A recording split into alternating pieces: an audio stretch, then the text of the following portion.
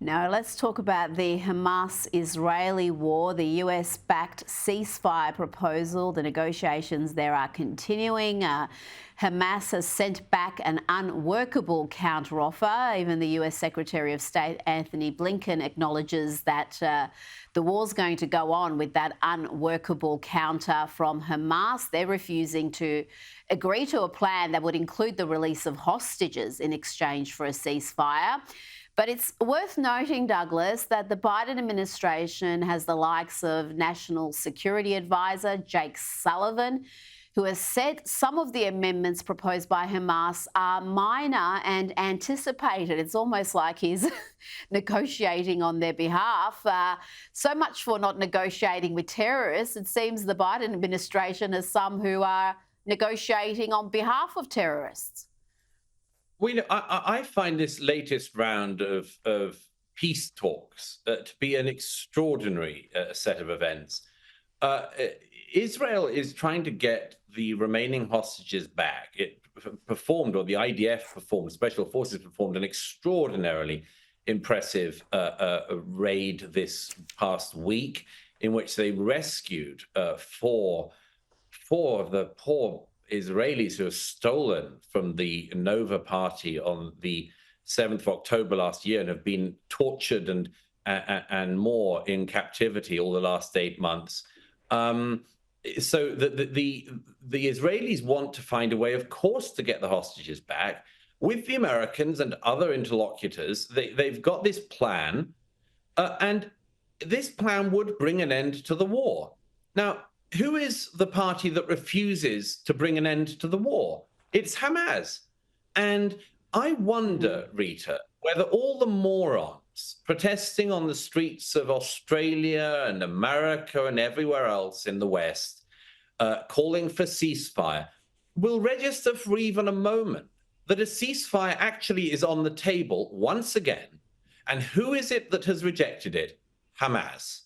And I wonder whether any of these morons will notice this. I doubt it. But if the war is going to go on, everybody can say now with 100% certainty, as you could for the last 8 months, the reason that there is no ceasefire is because of Hamas. Absolutely. Well, the morons, as you call them, marching in the streets in Australia, they never mention Hamas.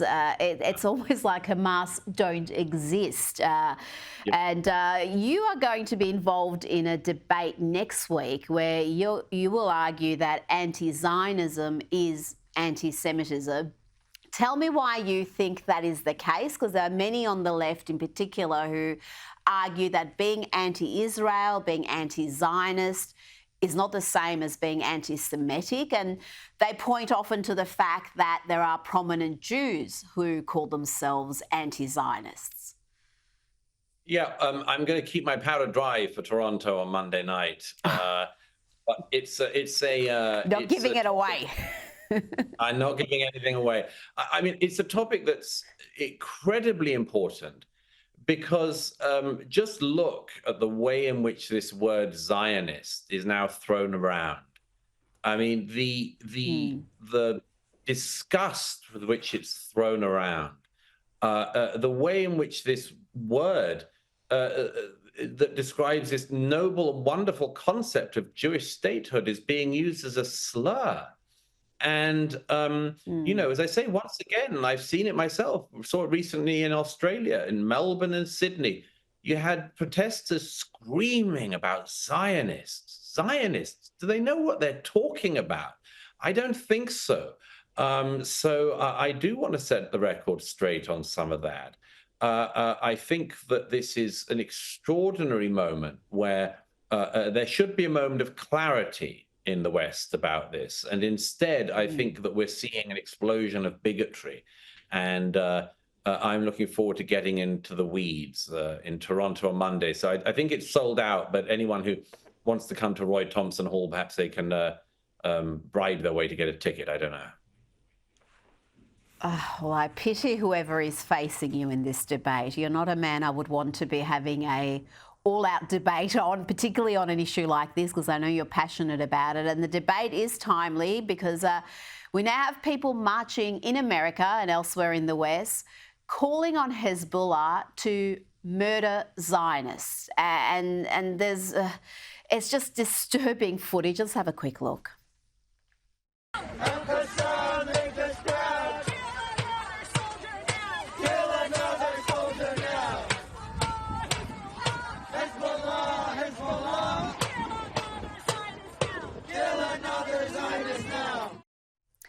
And I also want to get your reaction, Douglas, to what we've seen unfold after the rescue of those 4 hostages. So much criticism of Israel's tactics and the alleged collateral damage from the rescue mission. Was there another way for Israel to rescue its people? Should they have issued a warning, as the BBC suggested, before launching the mission? It's amazing. First of all, on the Hezbollah people, just notice again, like the KKK, these people don't have the confidence to show their faces. Isn't it interesting that they're calling for support for a genocidal terrorist organization, but weirdly they cover their faces? Maybe they're not so sure of their views. Maybe they're not so proud of them. Maybe they know that Mummy wouldn't be so proud of them. Who knows? As for the sort of the raid this week, much of the media reported it as the release of 4 Israeli hostages. They weren't brave Israelis who are superbly trained went in and freed and rescued these poor 3 men and 1 woman. And the reporting on this has been absolutely despicable. You mentioned the BBC journalist who asked an Israeli official why they didn't give an advance warning of the raid in Gaza. I don't know. That's like asking somebody why they didn't go up to somebody and say, "I'm so sorry, I can't come to your surprise birthday party." I mean, the whole point of a raid like this is that it's a surprise, and the reason is that if you'd have given advance warning to Hamas in Gaza, then the hostages would most likely have been killed or spirited away to a tunnel that Hamas has built at all of our expense in the West. I'm stunned, as I've said to you before, Rita, the simple lack of empathy with the situation that the Israelis are in. They have more than 100 hostages still held by Hamas and Islamic Jihad and terror groups and journalists and others, so-called journalists in Gaza. They want to get the hostages home. If Hamas wanted to end the war, it could end it tomorrow by handing over the hostages. Israel found the opportunity to get 4 of the hostages out. They were being harbored in civilian homes, in a civilian area. And there is a war going on there. And, the people who say, there was collateral damage, there were people killed, innocent people killed. I wouldn't believe the Hamas figures, by the way, and those are the ones that most of the media have run with as ever. But even if any innocent civilians were killed, obviously that's sad. But, the problem is that it's almost like there's a moral lesson in this. Don't kidnap people and hold them in your house. Yeah, that is a good lesson. That would reduce your chances of being involved in something like this.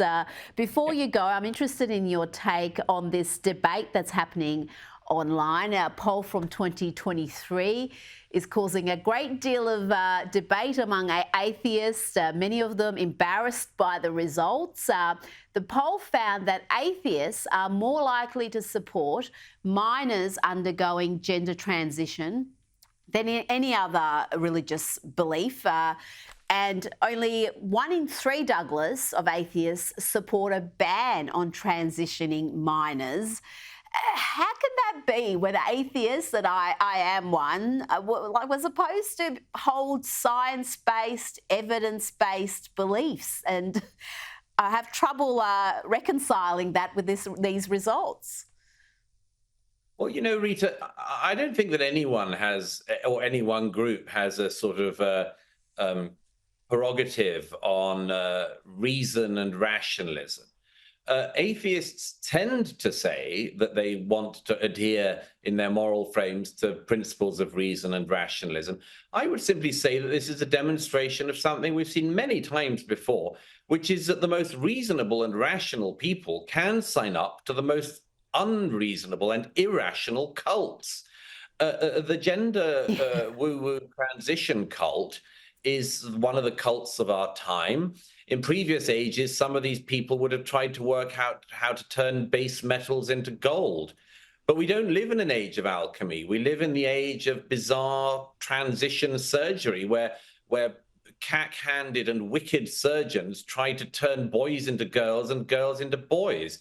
And they have as much success as alchemists did in the past.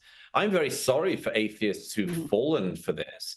But I would say that it should be a warning to them that actually, even if you make reason and rationalism your gods, you may fail to live up to your ideals. And these people in that poll, Rita, most certainly have failed to live up to those ideals.